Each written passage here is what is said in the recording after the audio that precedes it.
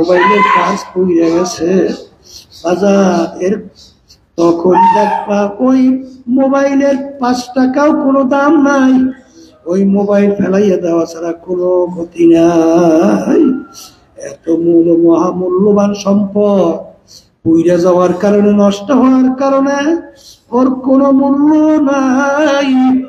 কিন্তু বাজার ওই মাদার গাছ, বাজার মাদার গাছের আলমিরা যদি পয়সাও যায়, তারপরেও লাকড়ি বানাইয়া ভাত তরকারি পাক করে খাওয়া যায়, তখন কিন্তু মাদার গাছের আলমিরার দাম হইয়া যায়।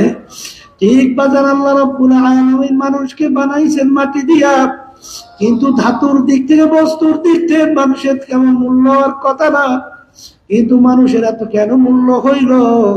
মানুষের ভিতরে আল্লাহ রাব্বুল আলামিন এমন একটা পার্স দান করছেন, সেই পার্সের মাধ্যমে দুনিয়ার ভিতরে বৈশা আমার মাওলা সিদরাতুল মুনতাহা পার হইয়া, মাওলা 70,000 নূরের পর্দা পার হইয়া ওই বান্দা বান্দি মুহূর্তের ভিতরে আমার মাওলার সঙ্গে দেখা করতে পারে।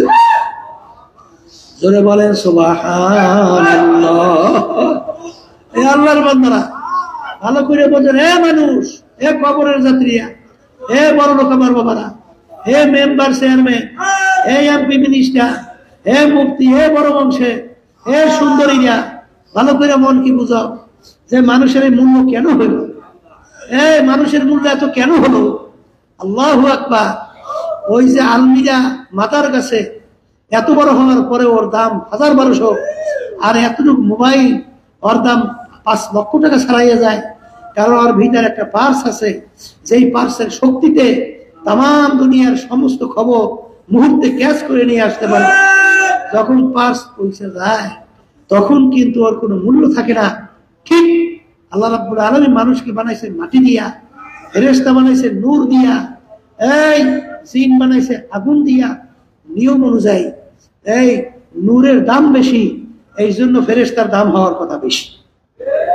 এই মধ্যম অবস্থায় জিনের দাম হওয়ার কথা বেশি, মানুষ মাটি দিয়া দাম হওয়ার কথা কম। কিন্তু আল্লাহ রাব্বুল আলামিন ঘোষণা করছেন, ওয়ালাকাদ কাররামনা বানি আদম, মানুষ সৃষ্টির সেরা। বাজান মানুষ কেমনে সম্মানিত হয় ভালো করে বোঝেন।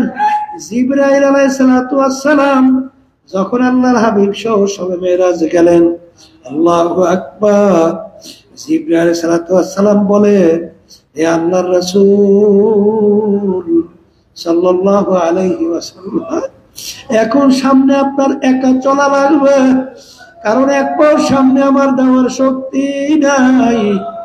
আমি যদি এক পাও সামনে বাড়াই, আমি জয়রা পুইরা শেষ হইয়া যাব। আল্লাহ রাসূল এখন আপনার একা বসা লাগবে। আল্লাহ রাসূল সাল্লাল্লাহু আলাইহি ওয়াসাল্লাম একা কেমনে বসবে, আরে একা কেমনে রাস্তা পথ চলবে? তার ভিতরে ভয় ভয় ভয় ভয়। আল্লাহ রাব্বুল আলামিন তার সবচেয়ে কাছের সাথী হযরত জিবরাইল আলাইহিস সালামের আওয়াজ আল্লাহ রাব্বুল আলামিন তার কানে পৌঁছাইতেছিল। আল্লাহ রাসূল সাল্লাল্লাহু আলাইহি ওয়াসাল্লাম মনে করলেন আমার সাথে আবু বকর আছে। হে আল্লাহর বান্দারা, হে কবরের যাত্রীরা, কি নিয়া কবরে রওনা করলাম, কি নিয়া কবরে রওনা করলাম? আমরা মানুষ হইতে পারলাম কিনা? বাজার এই চিন্তা করার শক্তি আমার মালিক মানুষের মধ্যে দান করছে, এটা কিন্তু পশুর ভিতরে আল্লাহ দান করে নাই। মানুষের এত দাম কেন হইল? এ কবরের যাত্রীরা, পর্দার মা বোনেরা, আল্লাহ রাব্বুল আলামিন মানুষের ভিতরে এমন একটা পার্স দান করছেন। আল্লাহ রাসূল সাল্লাল্লাহু আলাইহি ওয়াসাল্লাম বলেন, আলা ওয়া ইন্না ফিল জাসাদি মুদগা ইযা সালুহা সালুহাল জাসাদু কুল্লু ওয়া ইযা ফাসাদাত ফাসাদাল জাসাদু কুল্লুহু আলা ওয়া হিয়াল কলব। ভালো করে বুঝেন, ভালো করে বুঝেন, পর্দার মা বোনেরা ভালো করে বুঝো। সুন্দরীর গৌরব করো, বংশের গৌরব করো, সম্পদের গৌরব করো, চালাকির গৌরব করো। আসলে মানুষ কাকে বলে এইটা বুঝে কবরে রওনা করো। এই মানুষকে আল্লাহ রাব্বুল আলামিন মাটি দিয়ে বানাইছে, মাটির কিন্তু ধাতু হিসাবে মূল্য কম, আর ফেরেশতাদেরকে আল্লাহ বানাইছেন কি দিয়া? নূর দিয়া। নূরের কিন্তু মূল্য বেশি, কিন্তু মানুষ সম্মানিত হইল কেন? মানুষের ভিতরে আল্লাহ রাব্বুল আলামিন এমন এক পার্স দান করছে, যেই পার্সের কারণে মানুষের সম্মান আল্লাহ দান করছেন। ওই পার্সের কারণেই আল্লাহ রাব্বুল আলামিন মানুষকে কুত্তা, শিয়াল, শুয়োরের চেয়েও খারাপ হিসাবে ঘোষণা করছে। আমি করিনি, আল্লাহ করছে। কে করছে? আল্লাহ করছেন। এই আল্লাহ রাসূল সাল্লাল্লাহু আলাইহি ওয়াসাল্লাম বলে, ওই মানুষের ভিতরে আল্লাহ রাব্বুল আলামিন একটা গোশতের টুকরা দান করছেন, যেই গোশতের টুকরা ভালো হয়ে গেলে সেই মানুষটা ফেরেশতার চেয়েও সম্মানিত। আর ওই গোশতের টুকরা খারাপ হতে হতে এক পর্যায়ে মানুষটা আল্লাহ রাব্বুল আলামিন বলতেছে, আমার সবচেয়ে নিকৃষ্ট সৃষ্টির মধ্যে জানোয়ার শুকুরের চেয়েও খারাপ। সেই পার্সটার নাম হলো কলব। বলেন পার্সের নাম কি? এখন মুখস্থ করা লাগবে, ভিতরে এটা ভালো করে বসাতে হবে। বলেন ওই গোশতের টুকরা কলব যার ভালো, বলেন মুখ খুলে বলেন, সে ভালো মানুষ। কলব যার খারাপ, সে খারাপ মানুষ। আল্লাহ রাসূল সাল্লাল্লাহু আলাইহি ওয়াসাল্লাম 3 দিন পর্যন্ত বললেন এক ব্যক্তি সম্পর্কে, বেহেশতি লোক তোমরা দেখতে চাও, ব্যক্তি ঢুকতেছে তাকে দেখো। দেখে সেই ব্যক্তিকে। দ্বিতীয় দিন বলেন বেহেশতি লোক দেখতে চায়, দেখো, একই ব্যক্তি। তৃতীয় দিন বলতেছেন বেহেশতি লোক দেখতে চায়, দেখো, একই ব্যক্তি, কিন্তু তার আমলের ভিতরে সারা রাত দাঁড়াই দাঁড়ায় নামাজ পড়ে, সারাদিন রোজা রাখে, সারাদিন তাসবিহ তাহলিল আদায় করে, সারাদিন তেলাওয়াতের ভিতরে লিপ্ত থাকে। এই জন্য কিন্তু বেহেশতের সুসংবাদ পায় না। সে বলছিল যে আমার এই আমলের ভিতরে সবচেয়ে বড় একটা গুণ হলো আমার কলবটা পরিষ্কার। আমার কলব কি? আমার কলব কি? এই পরিষ্কার কলব হওয়ার কারণে আল্লাহ রাসূল সাল্লাল্লাহু আলাইহি ওয়াসাল্লাম তাকে বেহেশতের সুসংবাদ দিয়েছে। আর এই কলবের উপরে ভিত্তি করে মানুষের সম্মান বাড়ে এবং কমে। আসতে কয় মানুষ মানে শশা মনে রেখেন, মানুষ বানাইছে মাটি দিয়ে, এই জিন জাতি বানাইছে আগুন দিয়ে, ফেরেশতা বানাইছে নূর দিয়া। সবসময় হাঁটবেন চলবেন মনে করবেন নূরের মূল্য বেশি, দ্বিতীয় পর্যায়ে আগুনের মূল্য বেশি, তৃতীয় পর্যায়ে মাটি। কিন্তু আল্লাহ রাব্বুল আলামিন ঘোষণা করছেন সৃষ্টির সেরা মানুষ। এটা কি তোমার সৌন্দর্যের কারণে? আসতে কয় নাই। হ্যাঁ, তোমার চামড়া দলার কারণে না, তোমার বংশ বড় হওয়ার কারণে না, তোমার টাকা পয়সা বেশি হওয়ার কারণে না, তোমার শিক্ষা বেশি হওয়ার কারণে। এই তোমার এই সম্মান, তোমার এই মর্যাদা, এইটা একমাত্র তোমার দাম হইল তোমার ওই গোশত, কলব নামক গোশত, ওইটার উপরে ভিত্তি কইরা। ঠিক কিনা? এই জন্য বাজানদেরকে বলবো যে আমাদের ওই গোশতের টুকরা কলব নামক এইটাকে ভালো কইরেই কবরে যাওয়া লাগবে। কারণ আপনাদের সামনে যে আয়াত শরীফ তেলাওয়াত করছি, আল্লাহ রাব্বুল আলামিন সূরা শামসের মধ্যে, শামসের মধ্যে প্রায় 11টা কসম করার পরে বলতেছে, এই আল্লাহ কসম ছাড়া কথা বললে গুরুত্ব কম, তাই কসম করছে কে? বন্দাবান্দির মায়ার কারণে। আবার আবার বলেন, বন্দাবান্দি মায়ার কারণে। সন্তানের কাছে বাপ অনেক সময় এই কসম কইরে বলে, বাজান ওই রাস্তায় যাইও না, বাজান, এই বাজান খবরদার, তোমার জন্য ভালো না, ছেলের ঝোঁক ওদিকে যাবি, এই খোদার কসম করে বসে ওদিকে যাইস। এই সন্তানের ভয়তে না মহব্বতে? আল্লাহ রাব্বুল আলামিন বান্দাবান্দির কাছে কসম করছে, ভয় না আল্লাহর বান্দাবান্দির মহব্বতে। হ্যাঁ, قد أفلح من زكاها وقد خاب من دساها। এই প্রায় 11টা কসম করার পরে আমার মালিক বলতেছেন, যারা ওই গোশত নামক এই কলবকে পরিষ্কার করতে পারবে তারাই নাজাত পেয়ে জান্নাতি হবে। সবাই বলেন সুবহানাল্লাহ। আর গোস্ত নামক কলম যারা পরিষ্কার করতে পারবে না, ভালো করতে পারবে না, ধ্বংস হইয়া জাহান্নামে চলে যাবে। নাউজুবিল্লাহ। আর এই ওই গোস্ত কলম নামক গোস্তকে এই ভালো করার জন্যই, এই ট্রেনিং দেওয়ার জন্যই, চেষ্টা করার জন্যই এই তালিম তরবিয়াতের ব্যবস্থা আল্লাহর কুতুব ফজলুল করিম রাহমাতুল্লাহি আলাইহি এই চরমনাইতে প্রতিষ্ঠিত করে গেছে। কথা ঠিক না? যারা নাকি আলহামদুলিল্লাহ তালিম তরবিয়াতের ভিতরে আছেন, কি বুঝেন কলমের একটু উন্নতি মনে হয়? আস্থা কয় দিই হয় না? হয় না? হয় না? আলহামদুলিল্লাহ। এখানে এমন একটা মাহওয়া, এমন একটা পরিবেশ আল্লাহ তৈরি করছেন, এইটা কিন্তু অন্য জায়গায় নাই। এই আগেই বলছিলাম, শুধু উপবাস থাকার নামই রোজা না, শুধু না খাওয়ার নামই রোজা না, শুধু পানি পান করার না করার নামই রোজা না, হাতের রোজা, চোখের রোজা, পায়ের রোজা, অন্তরের রোজা।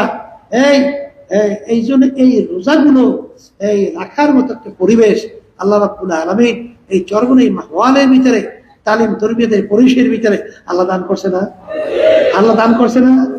এর সুযোগ পাইয়াও যদি কেউ হারাম, তাহলে তার কপাল বন্ধ, তার নসিব খারাপ। নাহলে নসিব খারাপ না হলে এখানে চুরি করে, তালিম তরবিয়তে এখানে এসে চুরি করে। ও মানুষ, ও কি মানুষ? আল্লাহ আপনি আমাকে আমাদের সবাই মাফ করে। ও মানুষের মধ্যেই তো না, ও শোনে কি, ও আসছে কিসের জন্য? ও মনে করছে কুত্তা শিয়ার শুয়ারের সে জীবনটা খারাপ। ও চিন্তা করছে কেমনে খাইবে লইবে, আগবে মধ্যে পাঁচতলা বিল্ডিং বানাইবে, সম্পদ কুচাইবে, অমুক তমুক সমুক রকম উপাধি লাগাইয়া এরপরে এই মরিয়া এইবার দাঁড়া দিয়া এইবার কবরে যাইবে। ওর এই চিন্তাই তো কথা, ঠিক না ঠিক? আর দেখবেন আল্লাহর ইতিহাস, সাহাবায়ে কেরামদের ইতিহাস, তারা কিভাবে মানুষ হবে, মানুষ হয়ে কবরে যাওয়ার জন্য চেষ্টা করছে। আমি আমার বাজানদেরকে বলবো, রব্বুল আলামিন যখন আমাদেরকে এই তালিম তরবিয়তে নিয়েই আসছেন, আল্লাহর কাছে দোয়া করতে থাকে, আমার মালিক বড় মায়ার মালিক, আমার মালিক বড় দয়ার মালিক, আর রহমানির রহিম, আমার মালিক বড় রহমান, মালিক বড় দয়া। লা তা'খুযুহু সিনাতুন ওয়ালা নাওম, আমার মালিকের ঘুমও নাই, সেমানিও নাই। কবরের যাত্রীরা, আল্লাহর বান্দারা, পর্দালে মা বোনেরা, দিলটাকে সাফ করো, আমার মালিকের কাছে দোয়া করো। বাজার আব্দুল্লাহ রাহমাতুল্লাহি আলাইহি উদাহরণ দিয়ে বলতেন, বাজার ছোট্ট বাচ্চা 2-2.5 বছরের পানির পেলা নিয়ে পানির খাটলায় যাইয়া পানি নিয়ে খেলা করে, খট খট খট খট করে হাসে। আরে বাচ্চা তো পানি পাইয়া খেলা করে, হাসে, ঘাটলার কোনো লোক নাই। বাজার একটা বুঝদার মানুষ যখন ঘাটলার পাশ থেকে রওনা করে, বাচ্চাকে একা একা একা ঘাটলায় দেখা জিহ্বা কামড় দিয়া দৌড় দেয়, যাইয়া বাচ্চাকে ধরে। বাচ্চার খেলা যখন পানির থেকে ছুটে যায়, বাচ্চা জোরে চিল্লায়, পানির পাশ থেকে যাইবে না, তাকে ধরে কামড় দেয়, লাথি মারে। কিন্তু বুঝদার ডাক দিয়ে বলে, বাচ্চা রে, তুমি তো পানি সম্পর্কে বোঝো না, তুমি পানির খেলার মজা পাইছো, যাইতে চাও না, কিন্তু পানি নিয়ে খেলা করতে করতে খোদা না খাচ্ছা যদি পানির ভিতরে টুকরাইয়া পইরা যাও, আর তো বাজার পুরো দিন আরো কবরের যাত্রীরা, আল্লাহর বান্দারা, পর্দালে মা বোনেরা, রমজান মাস আমাকে 10 দিন বড়, আজকে রহমতের 5 দিন যাইতেছে। জানি না আমার মালিকের পক্ষ থেকে আমরা রহমত পাইলাম কিনা। যদি আমার মালিক বড় দয়ার মাওলা, বড় দয়ার মাওলা, রহমানুর রহিম, যদি একবার দুই হাত মালিকের দরবারে উঠাইয়া দুই চোখের পানি চাইরা দেবটাকে মাইরা যখন করম সুরে ডাকবে আমার মায়ের গুণাগার আপনার দরবারে হাজির, এ আমার দয়ার মালিক দয়াময় আপনাকে আমাকে মাফ কইরা দেন। এই কথা বইরা যখন বান্দা বলে আমার মালিককে ডাকে, আমার মালিক ডাক দিয়ে বলে আরে আমার আরে আল্লাহু আকবার বাজা বাজা আরো সে হাসি বাজা তোর কাপে রোগে বুত পুরুষে बाजा इधर का है मदर का है ना उम्मीद सदमरा कर तो बस कस्ती बाजा আমার মালিক ডাক দিয়ে বান্দা বান্দিকে বলে হে বান্দা বান্দি আয় আয়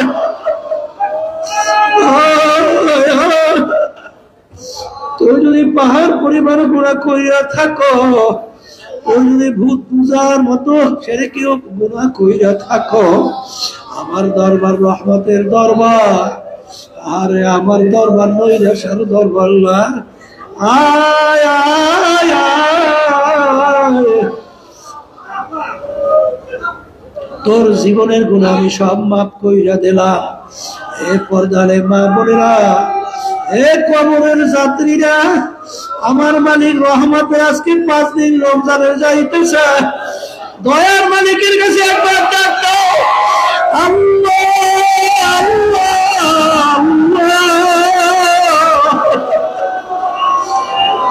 আল্লাহ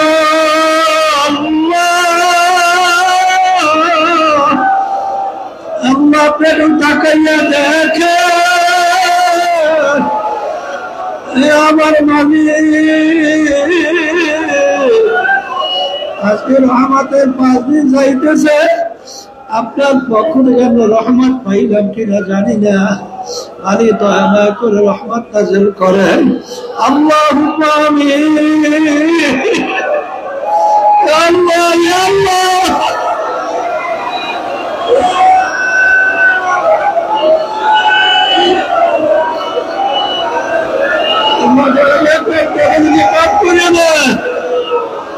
আমাদের জীবনে মাফ করে দেন, আল্লাহ রহমত নাযিল করেন, আল্লাহ গুনাহ থেকে তৌফিক দান করেন। আল্লাহ পর্দায় আমার মা বোনেরা হাত তুলছে জানি না, আল্লাহ পর্দায় মা বোনেরা আপনার দরবারে হাত তুলছে, কে কোন নিয়তে হাত তুলছে জানি না, মানে দয়া করে আপনি আমাদের জীবনের গুনাহ খাতা মাফ করে দেন। আল্লাহ রহমত আপনি আমাদের প্রতি নাযিল করেন। আল্লাহ আমাদের কলবকে আপনি পরিষ্কার করে দেন। আল্লাহ আপনার খান বান্দা বান্দি না বানাইয়া অন্ধকার কবরে মালিক আমাদেরকে নিয়ে না। ইয়া আল্লাহ ইয়া আল্লাহ ইয়া আল্লাহ আগামী বছর রমজান পাবো, তোমার দরবারে 2 হাত তুলে দোয়া করবো, বহু দিনের কথা মালিক আমাদেরকে মাফ করে দেন। আল্লাহ রমজানের সমস্ত বরকত নসিব করেন। আল্লাহ আমাদের আম্মা আব্বা সবার কবরকে চিরতরে বেহেশতের বাগান বানান। সুবহান রাব্বিকা রাব্বিল ইজ্জাতি আম্মা ইয়াসিফুন ওয়া সালামুন আলাল মুরসালিন ওয়ালহামদুলিল্লাহি রাব্বিল আলামিন।